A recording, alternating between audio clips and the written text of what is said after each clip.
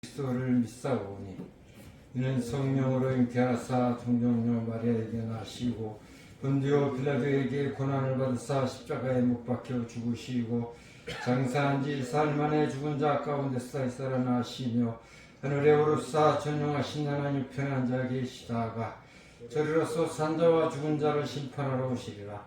성령을 믿사오며 거룩한 공예와 성도가 서로 교통하는 것과 죄를 사하여 주시는 것과 무다히 사는 것과 영원히 사는 것을 믿사옵나이다. 아멘.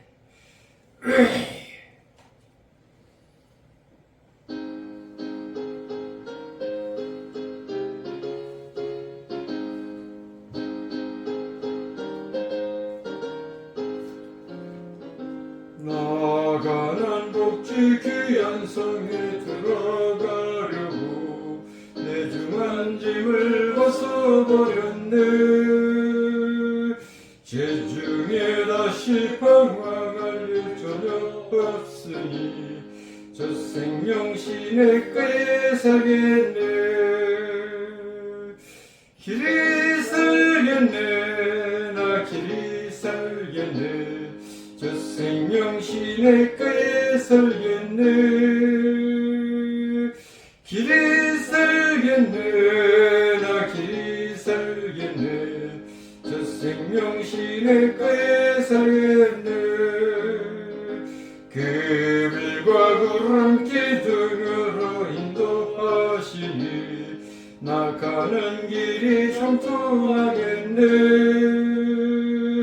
그 요단강을 내가 지금 건널 후에는 저 생명 시내가에 살겠네. 길이 살겠네. 나 길이 살겠네. 저 생명 시내가에 살겠네. 길이 살겠네. 나 길이 살겠네. 저 생명 시내가에 살겠네. 내 주린 영혼 만나로서 먹여주시니 그 양식 내게 생명 되겠네. 이후로 생명 양식 주와 함께 먹으며 저 생명 시내가에 살겠네. 길이 살겠네. 나 길이 살겠네. 저 생명 시내가에 살겠네. 길이 살겠네. 나 길이 살겠네. 저 생명 시내가에 살겠네. 아멘. 송영 집사님 기도하시기 바랍니다.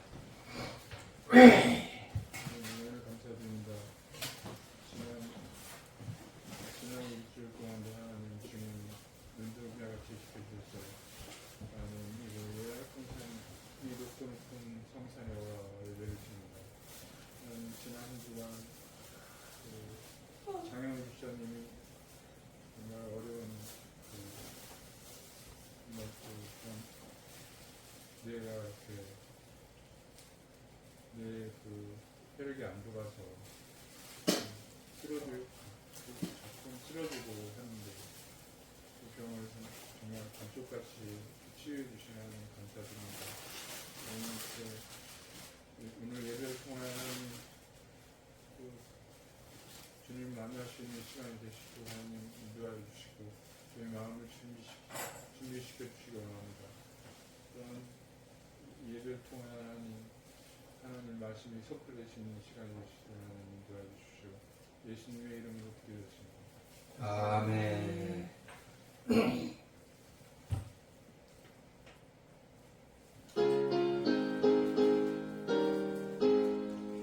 내 평생 소원이로운 주의 일하다가 이 세상이 이겨나는 날 주 앞에 가리라.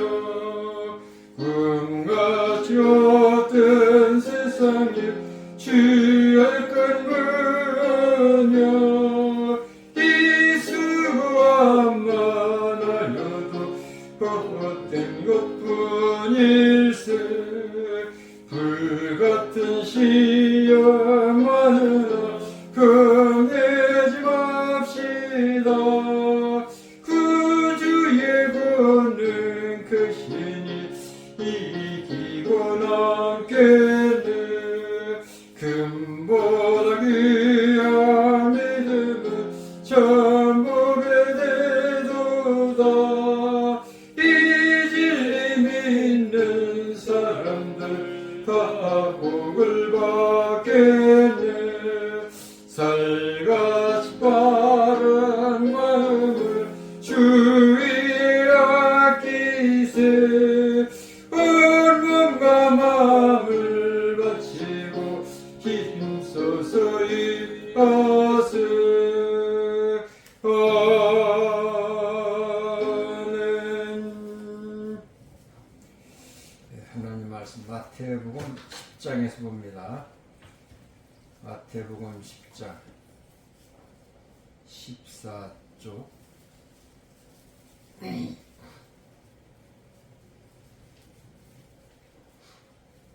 1절부터 15절까지 마태복음 10장 1절부터 15절까지 다같이 합독하겠습니다.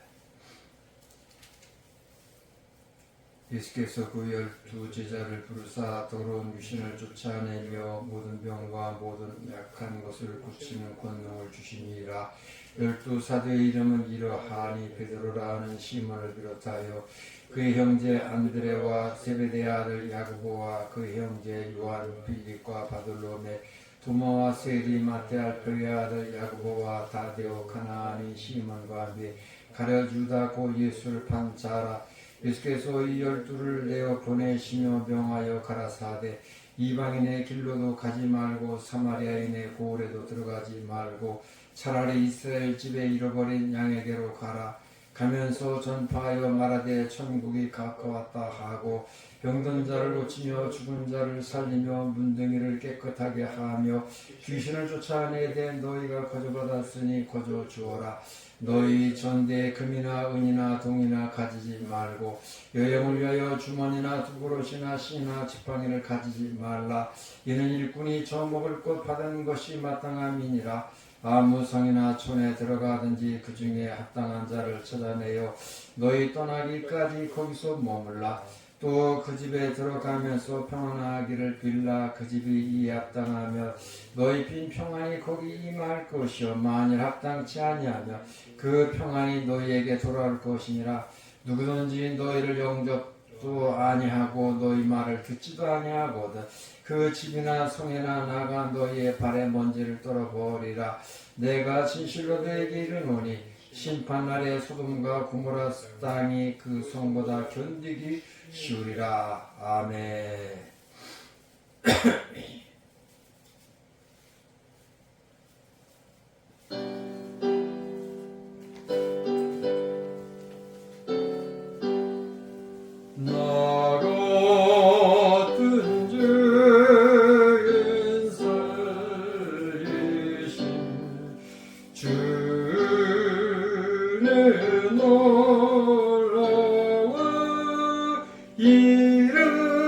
잃었던 생명 찾았고 광명을 얻었네. 근저약에서 건지신 주의 고마워. 나 처음 믿은 그 시간 귀하고 귀하다. 이제껏 내가 산 것도 주님의 은혜로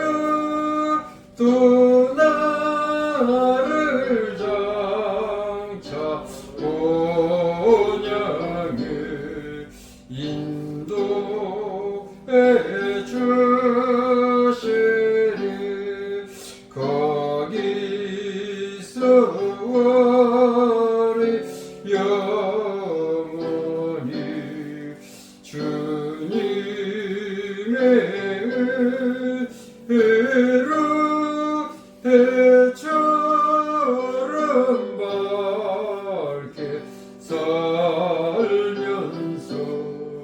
주 찬양하리라.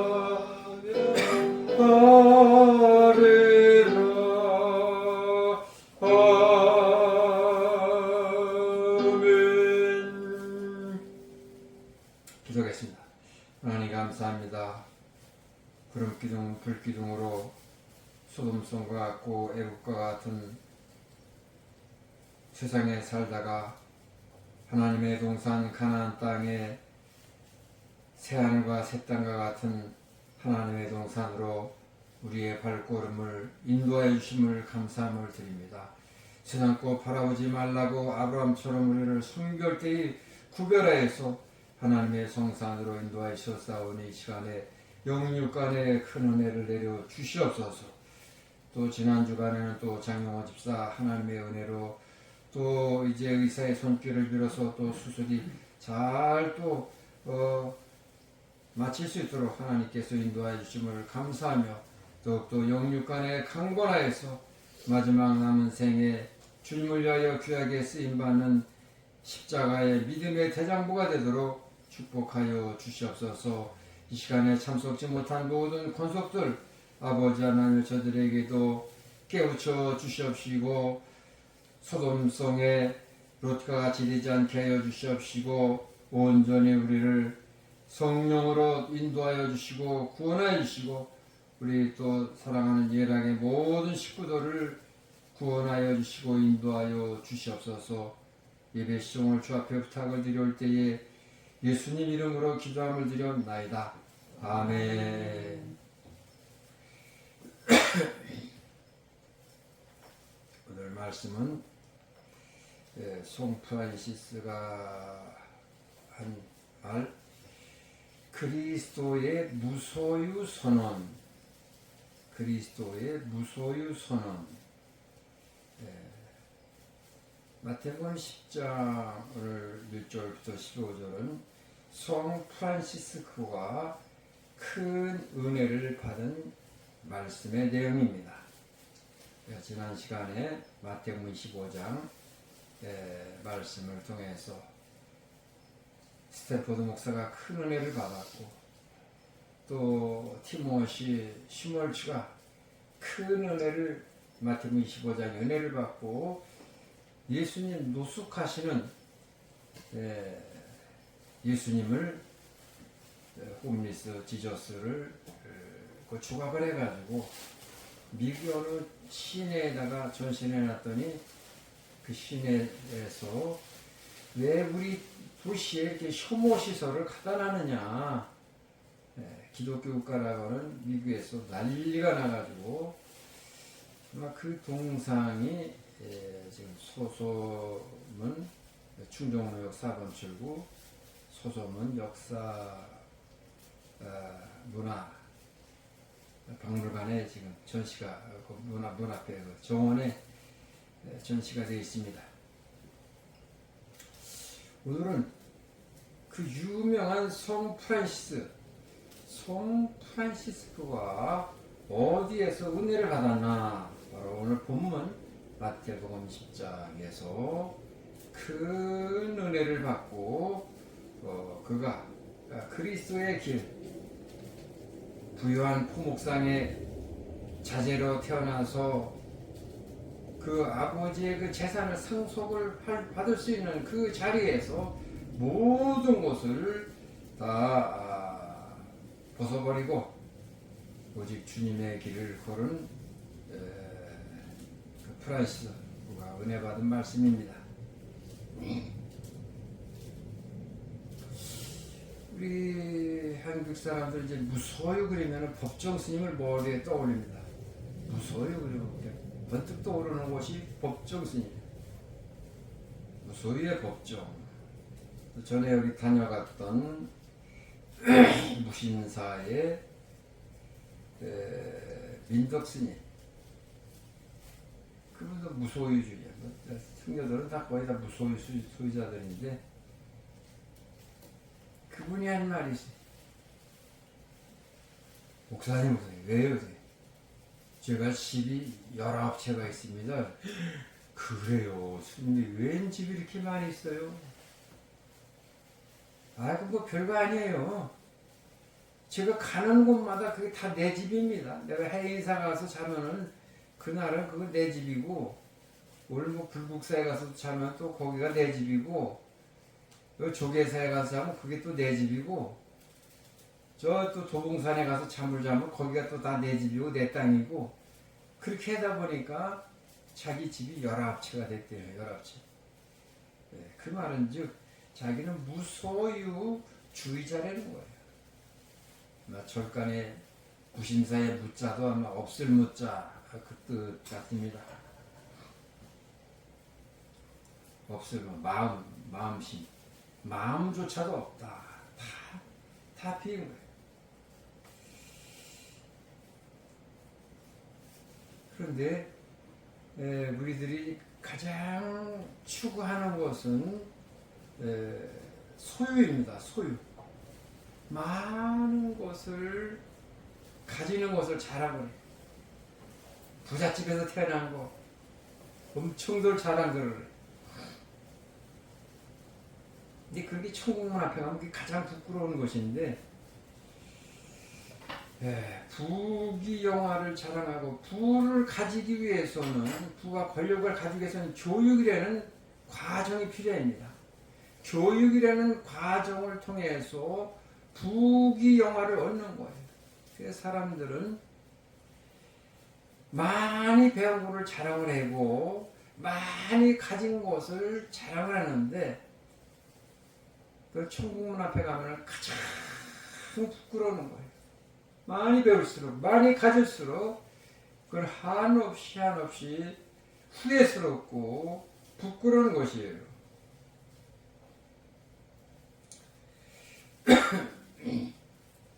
예수님의 이력서를 볼 것 같으면은 교육, 무학, 유치원, 초등학교, 중고등학교, 대학교 뭐 학위도 없어, 뭐 박사 무슨 논문도 없어. 김건희는 그래도 가짜 논문이라도 있지만 예수님은 그 가짜 논문조차도 없어. 아무것도 없어. 재산, 땅 한 평, 집 한 칸 없는 것이 예수님이에요. 경력은 뭐 구걸, 걸식, 뭐 목수, 그게 경력이에요. 예수님은 경력. 우리 인간들이 바라보는 관점에서 볼 때 지금 예수님의 우리 시각으로 관점으로 볼 것 같으면은 노숙자예요. 그야말로 홈리스, 지저스. 우리나라에 태어났을 것 같으면 아마 수급 대상자 1번입니다. 0번.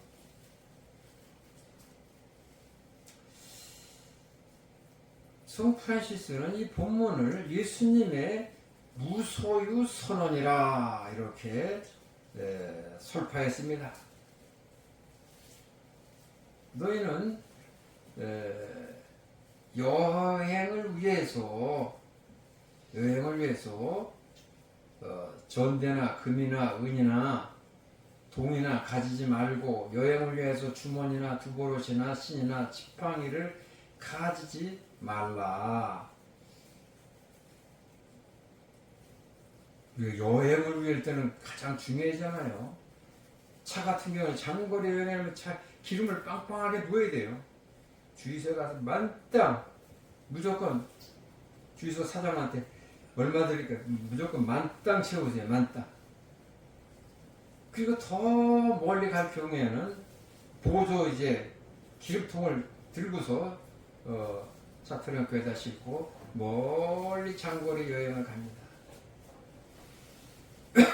옛날에 뭐 소나 말을 교통수단을 사용할 때는 또 말이나 수가 또 노중에 먹을 수 있는 그 즙이나 또 특식이나 뭐 콩이나 뭐 보리나 쌀 같은 거를 특식으로 말모기, 소모기를 싣고서 장거리 여행을 갑니다. 장거리. 저는 소 몰고서 장거리 여행을 한번 한 거는 저희 집 이제 방앗간에 하기 때문에 방앗간이 고장이 났어요. 저희 집 도우미 그 모습이 늘 자랑을 해요. 우리 집 방안을 그 독일제 기르만이라고 하죠. 자랑을 했는데 그게 고장이 났어요.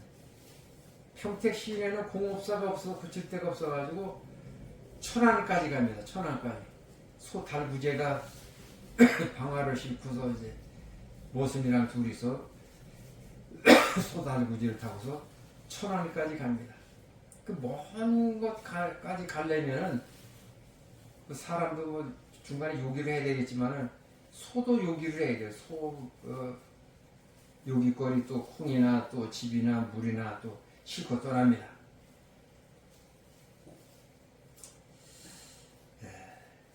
저는 서평택에서 태어났는데 서평택에서 옛날에는 생활권이 천안이었어요. 천안.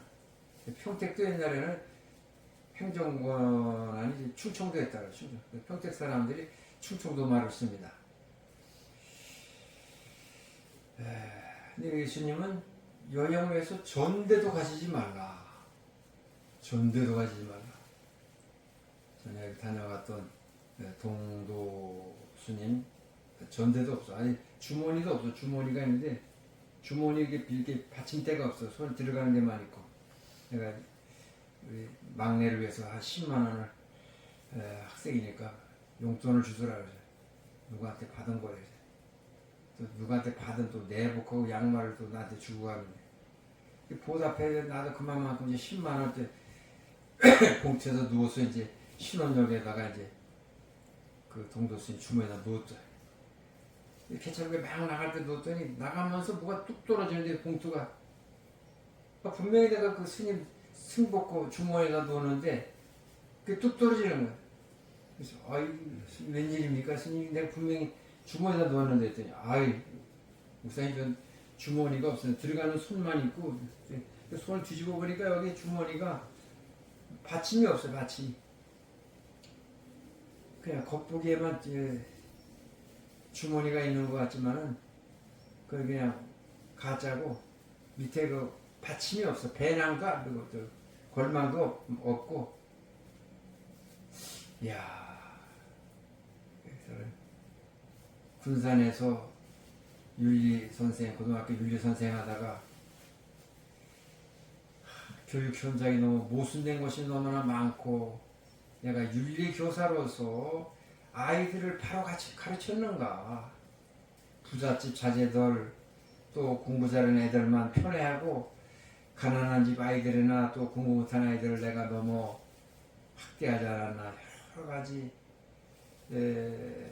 깨우치는 바가 있어가지고 결혼도 하지 아니하고 머리 깎고 이제 절간에 들어간 사람인데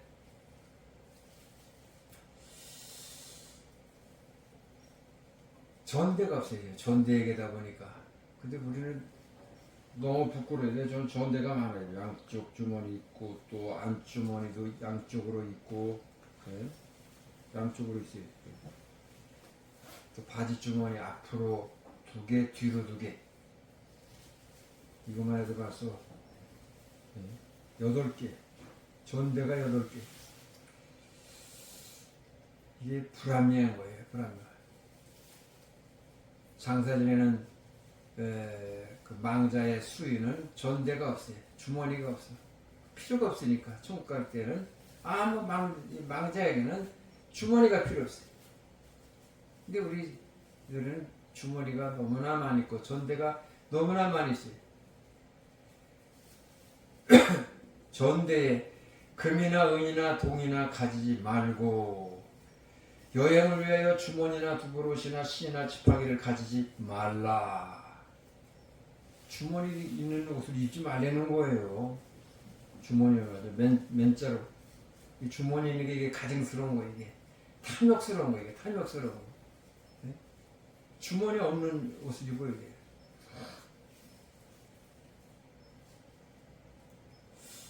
예수님의 옷은 주머니가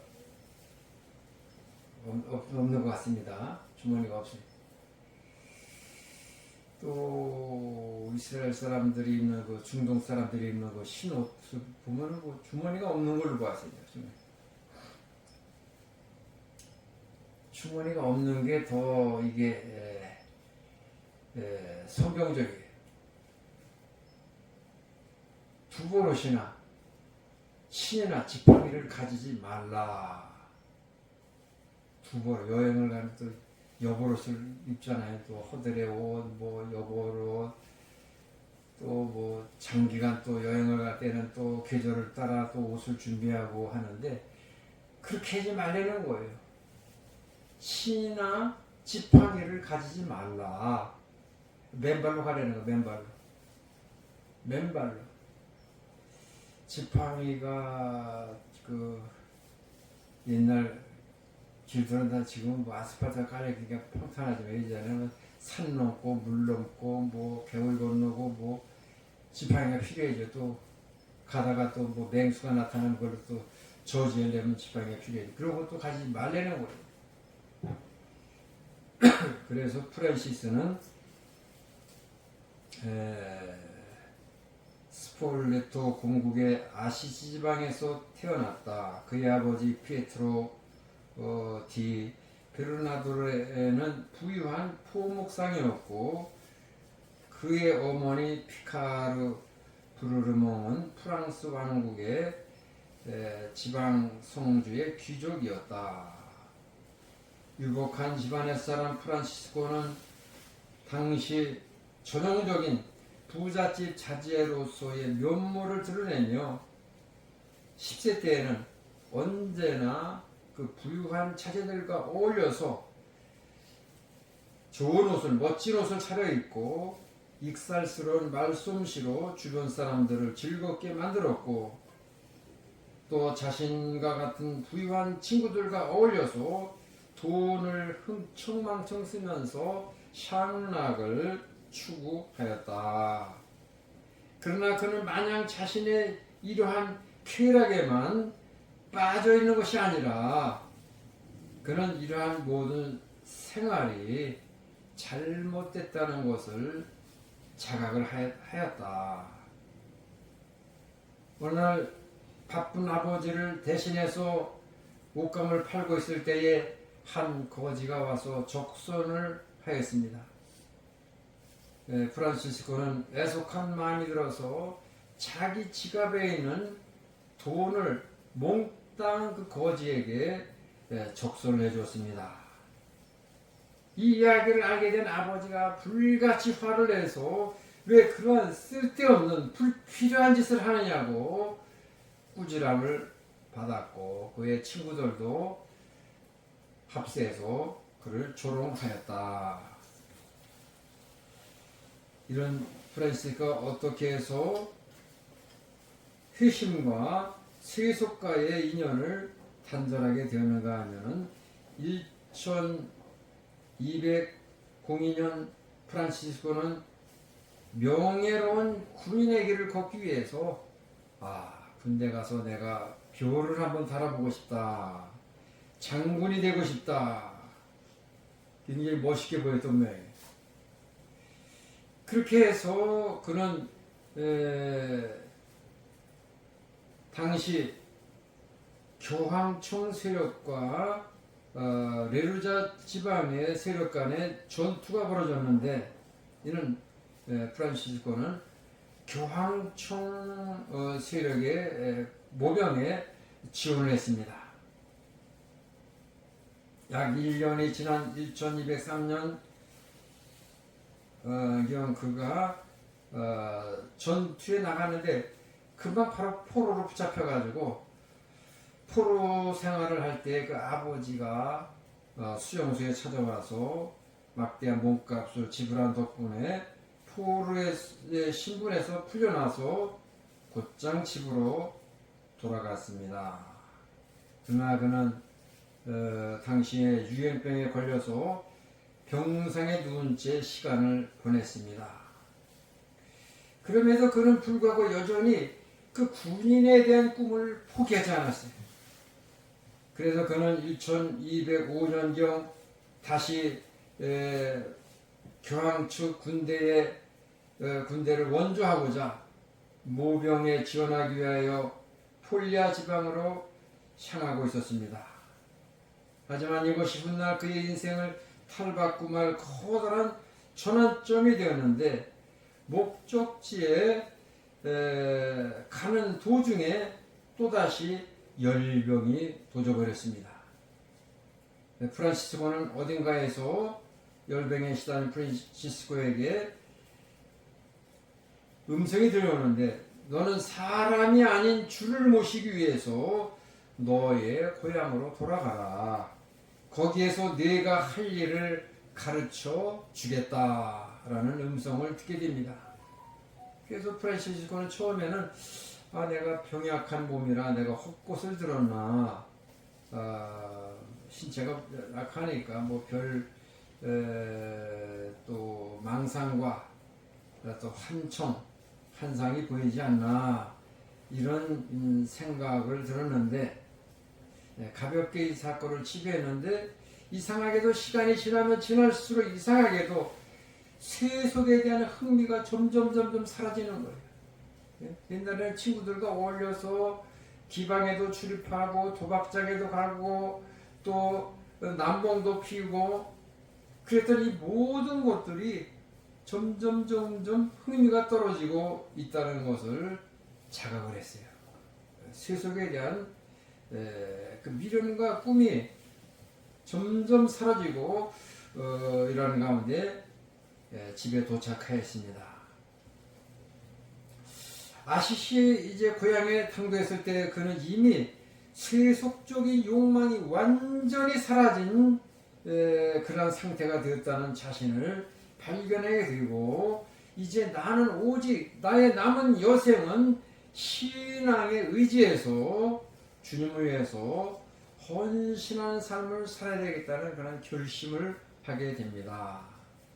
프란시스코는 집을 나온 후 세속과의 연을 끊는 길을 걷고, 평소 고향에서 머물러 있을 때에는 음침한 곳에 가서 고요한 곳에 가서 홀로 묵상과 명상에 전념을 하였고, 로마를 순례할 때에도 그는 항상 성당 앞에서 거지들과 함께 구걸을 하고 탁발을 하고 그러한 노숙의 생활을 하게 됩니다.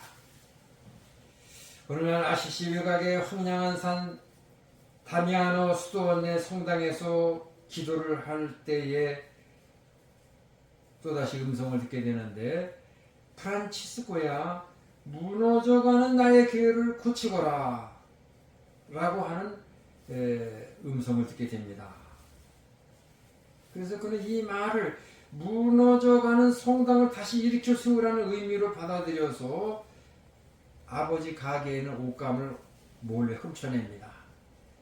아버지 가게에 있는 옷감을 몰래 훔쳐서 그걸 팔아가지고 그 돈을 성전 건축의 그 건축비로 헌금을 하니까 당시 그 사제가 주교 사제가 하는 말이, 이렇게 건물 보수 공사비를 몰래 판 돈으로 건축비를 드리는 것은 온당하지 않습니다. 거부했는데도 불구하고 프란시스코는 강제로 주임 신부에게, 주임 사제에게 그 돈을 맡기고서는 보수공사에 쓰라고 간곡히 요청을 하고서는 교회를 떠났습니다. 시간이 흘러 그 목소리는 산타미아노 성당이 아닌 기울어져가는 타락해가는 가톨릭 교회 자체를 되살리려는 뜻임을 깨닫게 됩니다. 한편 이 소식을 접한 아버지는 격분했습니다. 아버지의 그 옷감을 몰래 훔쳐 팔아가지고 그걸 성전 건축비로 바친 것을 화가 머리끝까지 난 아버지가 프란시스코를 찾기 시작합니다. 그래서 결국은 다미아노 수도원 근처 동굴 속에 은둔해 있는 그를 한 달 만에 찾아냈습니다. 그리고 훔신 두들겨 패고 훈계를 합니다. 그럼에도 불구하고 프란치스코는 하나님에 대한 그 뜨거운 마음을 떨칠 수가 없었습니다. 그리고 그는 이 성당, 무너져가는 성당을 수리하는데 온 힘을 다 기울여 가지고 돈은 없지만 다니면서 필요한 거, 성전 건축에 필요한 돌멩이가 있으면 그거를 어떻게든지 구입해 가지고 성전으로 날르고 목재를 날르고 자재를 성전 건축 자재를 날르고 해가지고 그는 피에트로 델라 스파냐 성당과 산타 마리아 델리 안젤리 대성당 등 포르치클론 또 경당 등을 완성을 하게 됩니다. 이뿐만 아니라 프란시스코는 한센병과 천연두와 걸식에 걸린 이 형제들을 돌보는데 주력을 하였고 이들이 모여 사는 집단촌을 종종 방문해 환자들 한 명 한 명과 정성껏 간호를 하게 됩니다. 그리고 그는 작은 형제를 설립하게 됩니다.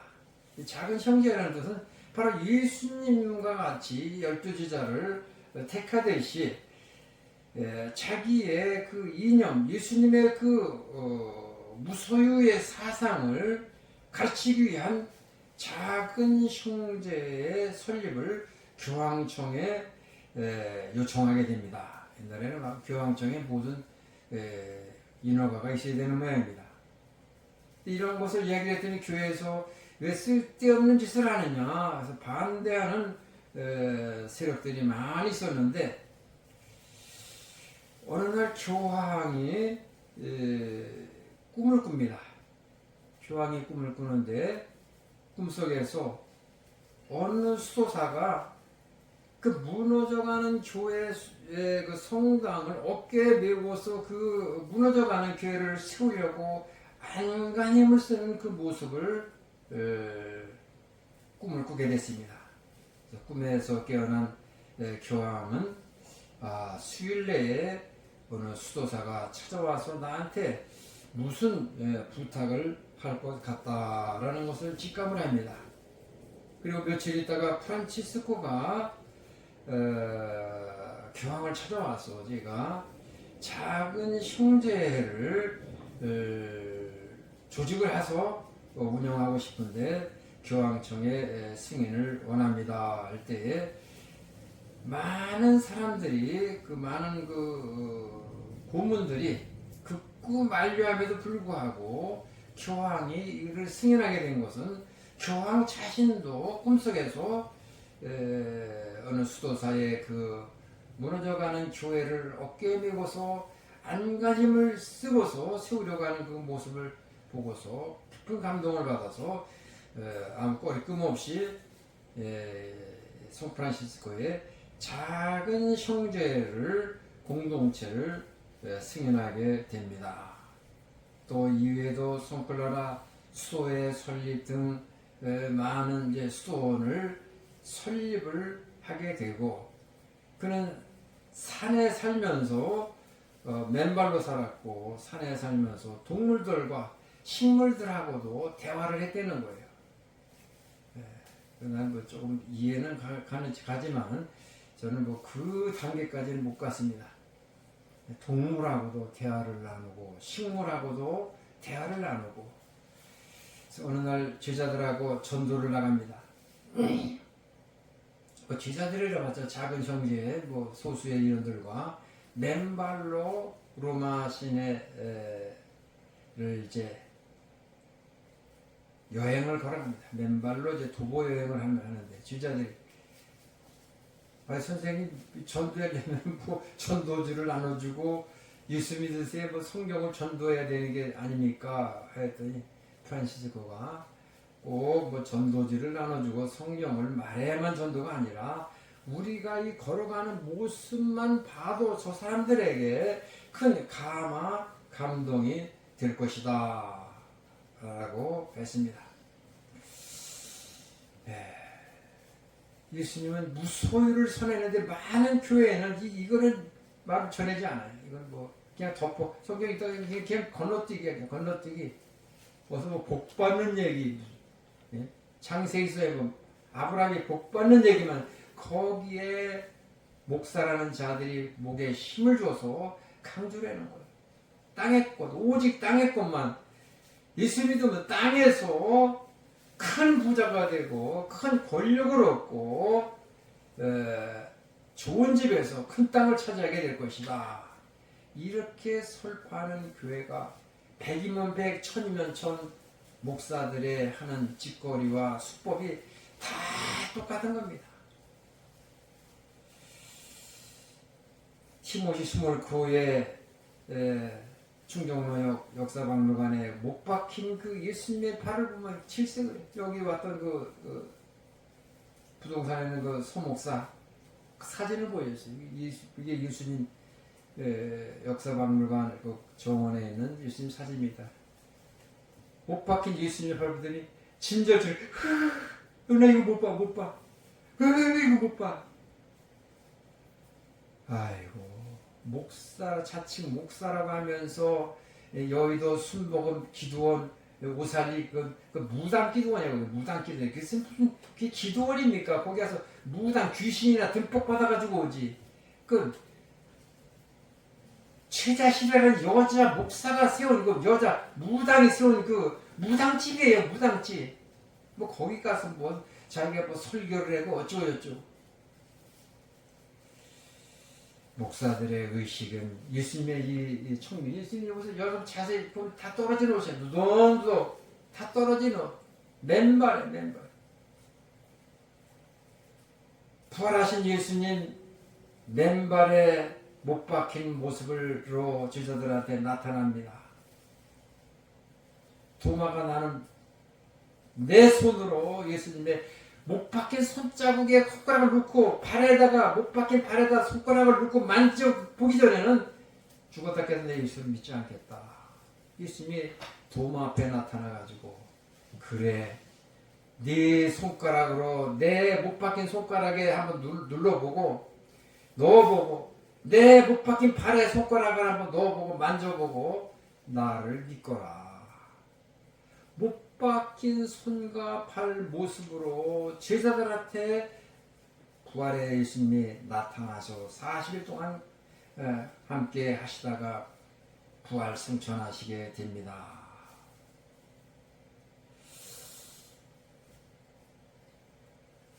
프란시스코는 아버지가 어떻게든 프란시스의 마음을 돌이키기 위해서 프란시스의 아버지는 다른 이교도를 가지고 있는 사람이 이교도. 내가 내 재산을 상속하려고 하면은 내가 믿는 이교도를 믿고 내 말에 순종하라. 교황청 법정 앞에서 그는 판사와 교황과 아버지 앞에서 옷을 다 벗습니다. 겉옷과 수옷과 팬티까지 다 벗어서 다 접어서 아버지한테 주면서 오늘부터는 내가 당신을 아버지라고 부르지 않겠습니다.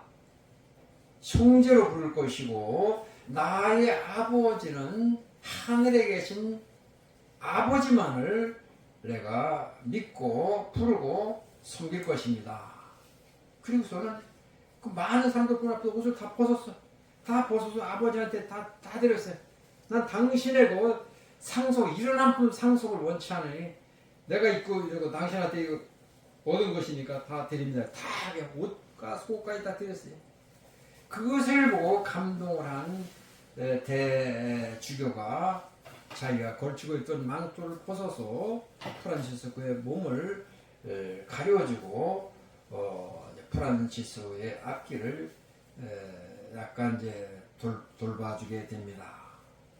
이렇게 해서 프란시스코는 세속가의 완전한 인연을 뽑고서 우리 주님을 위해서 무너져가는 성전 한 5, 6개 곳에 성당과 또 경당은 아마 성당보다 약간 작은 곳을 경당이라고 하는 모양인데, 이런 곳을 다 찾아다니면서 보수를 했고 직접 자기가 망치와 도구를 들고서 보수공사도 했습니다.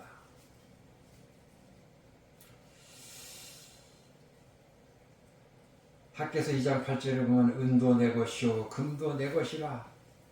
시편 49편 11절에 인간들이 토지와 전지를 자기의 이름으로 칭하도다.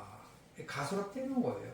인간들이 대체 하나님이 천지를 창조하시고 다 모든 것이 하나님의 것인데, 인간들이 어느 부분을 구역구역을 떼가지고 뭐 떡대목들이 떼가지고 이게 뭐 내 땅이다, 이거 내 집이다, 뭐 이렇게 하는 것이 이게 성경적으로 부합치 않다는 거예요.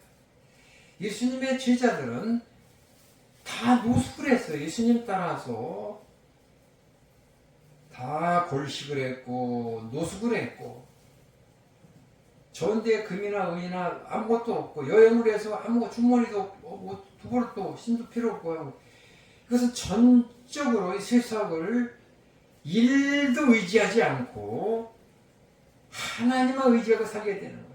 먹을 게 없으면 예수님 오병이어 기적을 베풀던지 만나와 메추라기를 내려주시던지 어떤 기적이 베풀 것이에요.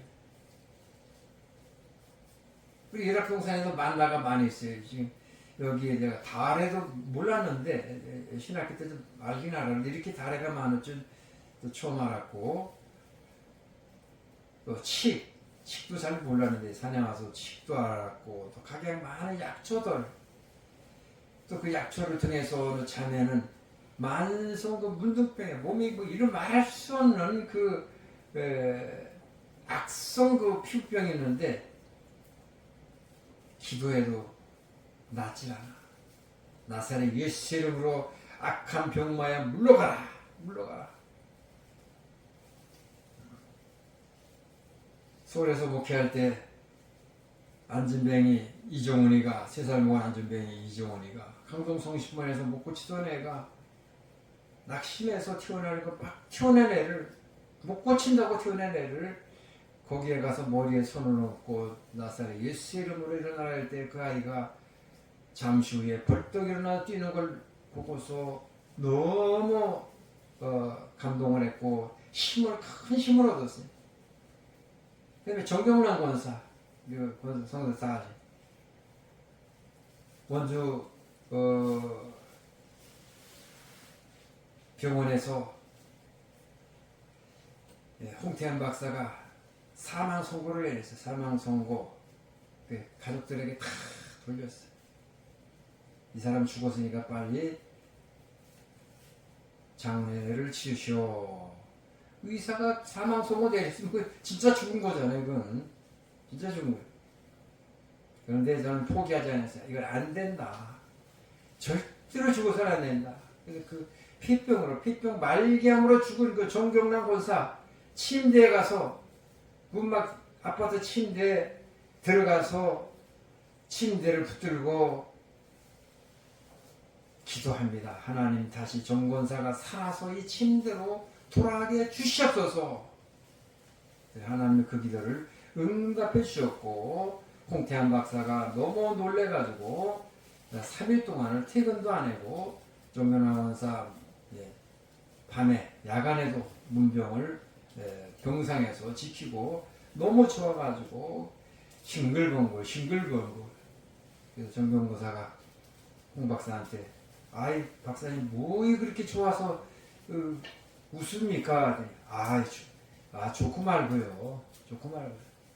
이거 아마 그 의학교에 아마 발표가 됐을 거예요. 홍태한 박사가, 원주 의료원의 홍태한 박사가, 소아과 의사가 죽은 사람을 살렸다. 크게 발표가 났을 거라고 봅니다. 그런 것이 있어서 이 자매에게 주여 이 능력을 주사 이 자매의 콩팥에 있는 그 돌멩이 3개는 돌멩이 덩어리는 이제 2차, 1차, 2차에도 안 빠지는데 세 번째 안 빠지면 뇌저로 이제 녹여서 뺀다 그래. 나보고 수술비를 대달라 그래서 내가 돈이 어딨냐 개척교회 목사가. 그러나 내가 가진 건 없지만 베드로처럼 은과 금은 내게 없거냐 내게 있는 건 내게 주노니 곧 나사렛 예수의 이름으로 내 뱃속에 있는 콩팥에 있는 돌멩이가 빠질지어다. 기도했더니 그 다음날 월요일날 병원에 가서 진찰받았더니 의사가 아무리 검사해도 돌멩이가 없어서 레이저를 쏠 필요가 없다. 이렇게 퇴원했어요. 이렇게 자매가 또 이제 만성분두병이 아니 볼 수가 없어. 볼 수가. 그래서 아무리 기도해도 옛날에 하나님 안진병이 일어나고 죽은 사람 정경남 권사도 일어나지 않았습니까? 자매의 병을 고쳐 주셨었어. 아무리 기도해도 소용이 없어. 그래서 기도해도 왜 병이 안 날까 하다가 문득 떠오르는 것이 봉황산삼을 캐서 그걸 다려가지고 바르면은 낫겠구나. 옛날에 김종문이가 황달이 와서 어머니가 김종문이가 7살 때 들에 가서 엉겅퀴 뿌리를 캐오라고 해서 눈밭을 헤치고서 엉겅퀴를 캐서 갖다 줬더니 어머니가 그거를 펄펄 끓이더니는 그 물다 먹였던 거야. 먹이고 막 바르고 그랬던 매. 그랬더니 씻은 듯이 나고 그 즉시로 눈이 노란 토끼놈같이 노란 눈이 김종문의 눈이 하얗게 되는 걸 보고 엉겅퀴의 효력을 보고 깜짝 놀랐어요. 봉황산삼이 생각났어요. 그래서 이 봉황산삼은 죽은 사람도 살린다는 그런 속설이 있는데 그걸 캐었어요. 봉황산삼을 캐가지고 옛날에 우리 술도 담고 그랬는데 이거를 다려가지고 바르라 그랬어요. 그리고 시켜가지고 바르라 그랬더니 이제 샤워실에서 이제 목욕을 했어요. 일주일 있다가 교회를 찾아왔어요.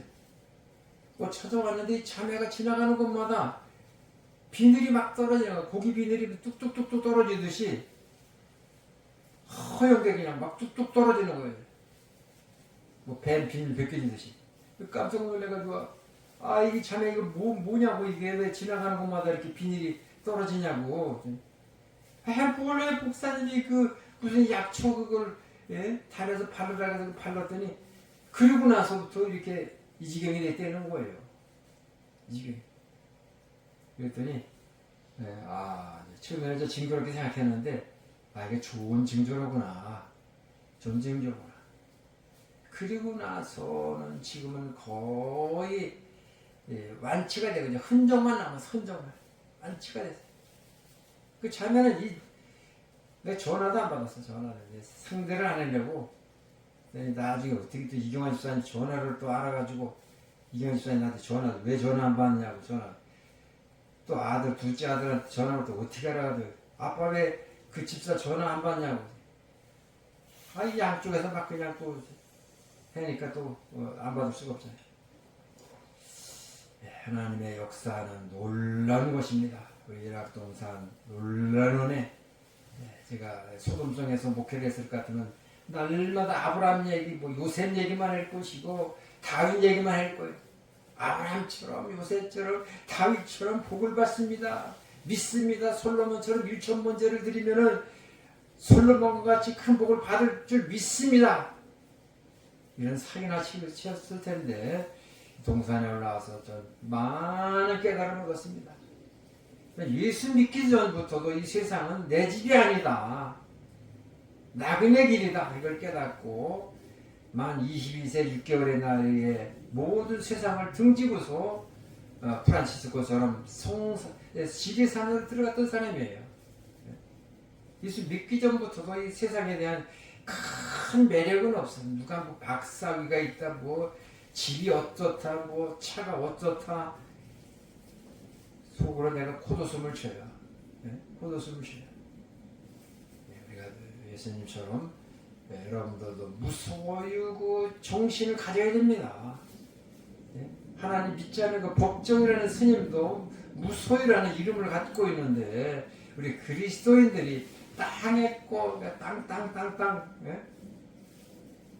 교육 부끄러운 거예요. 그 자랑 결코 자랑이 아닙니다. 차라리 배우지 못했다고 멸시천대 받는 것이 천국문에 가면은 크게 칭찬받습니다. 네, 오늘 프란치스코가 은혜 받은 말씀 마태복음 10장 1절로 15절 송 프란치스코가 이 말씀을 예수님의 무소유 선언이라고 인식을 하고 또 실천을 하고 우리나라에 이것을 실천한 사람은 이연필 선생 그 스승은 이세동 선생 호남의 재벌인데 그걸 다 모든 것을 다 나눠주고 죽을 때는 머리맡에 찌그러진 냄비 하나 숟가락 하나 남겨놓고 돌아가시고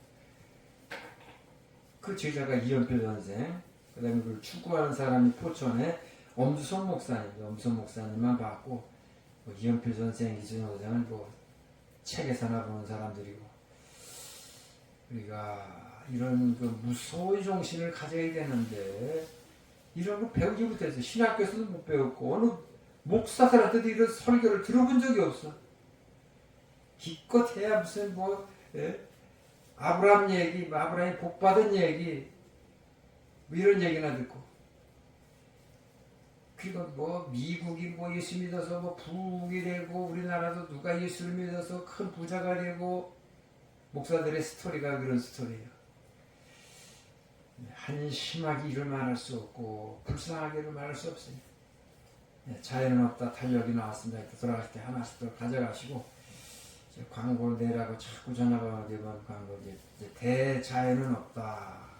네, 계시록에 있는 말씀을 실어서 뭐 광고를 또 내보내려고 그러는데 저 주방에 건축자들이 이제 150만 원을 카드를 인출했는데 3개월로 인출했는데 저한테는 그게 큰 부담이 돼가지고 다른 데는 뭐 여력이 없어요.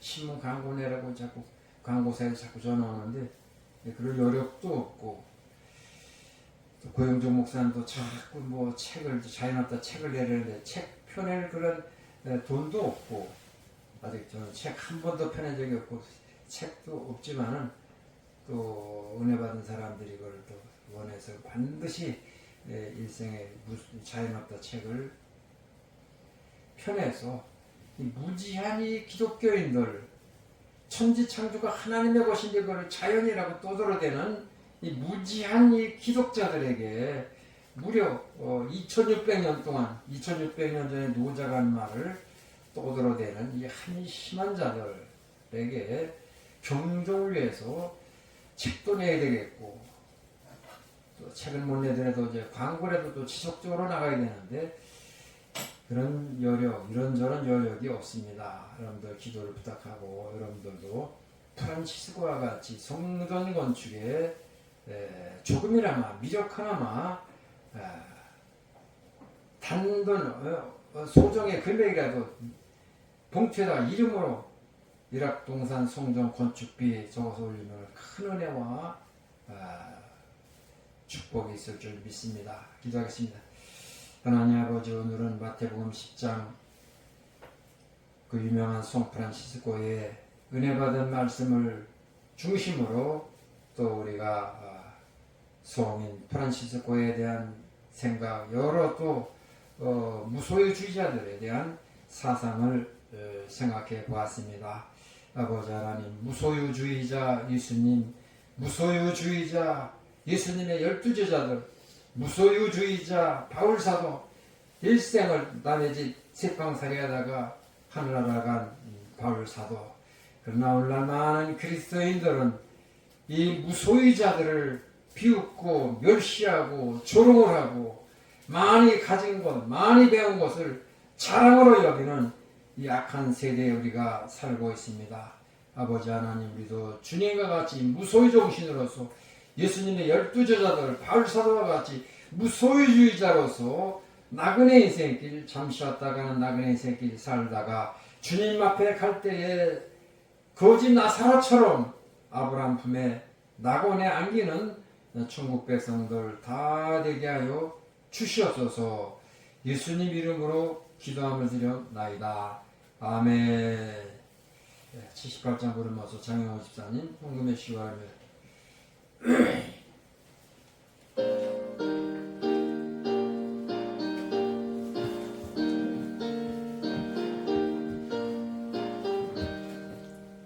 저 아름다워라 주님의 세계는 저 솔로몬의 옷보다 더 고운백하고 주 찬수 많은데 저 맑은 새소리 내 아버지의 지으신 그 솜씨기 또다 참 아름다워라 주님의 세계는 저절로 저녁을 밤하늘 빛난 별 멍한 바다와 늘 푸른 봉우리 다 주 하나님 영광을 잘 드러내도다 참 아름다워라 주님의 세계는 저 산에 부는 바람과 쉬는 물 그 소리 가운데 춤성 들리니 주 하나님의 큰 뜻을 내 알 듯 하도다.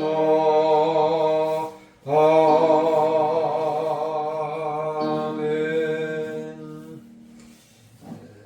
성전 앞에 15kg 설탕 2개 명창 사모님이 앞을 못 보는 사모님이 일락동산에 설탕이 많이 필요할 것 같아서 택배로 붙여드립니다. 그래서 한 일주일 전에 택배가 도착했고 이따가 2시에 또 오셔서 특송할 겁니다.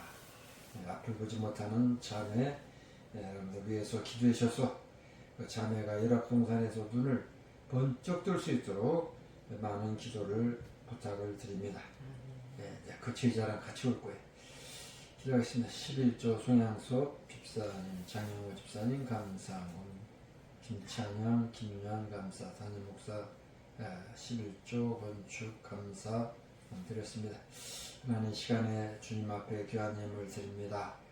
또 11조와 건축과 감사의 예물, 또 앞을 보지 못하는 자매가 일락동산에 또 많은 설탕이 필요할 것 같았다고 15kg 두 보따리 보냈고, 또 이경환 집사 또 오늘 또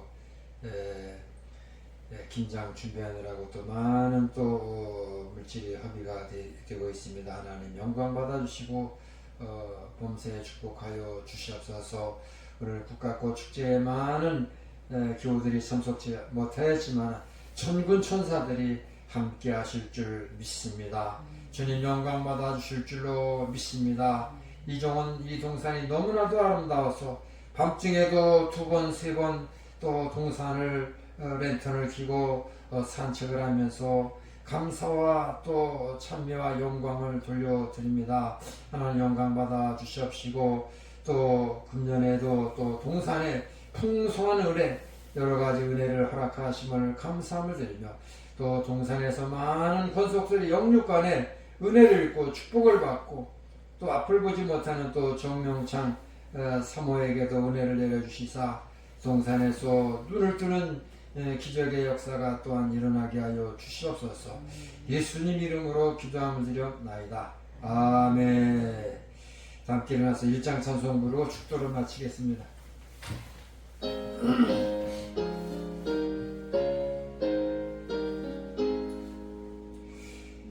만복의 근원 하나님 온 백성 찬송 드리고 전천사여 찬송하세 찬송 성부 성자 성령 아멘.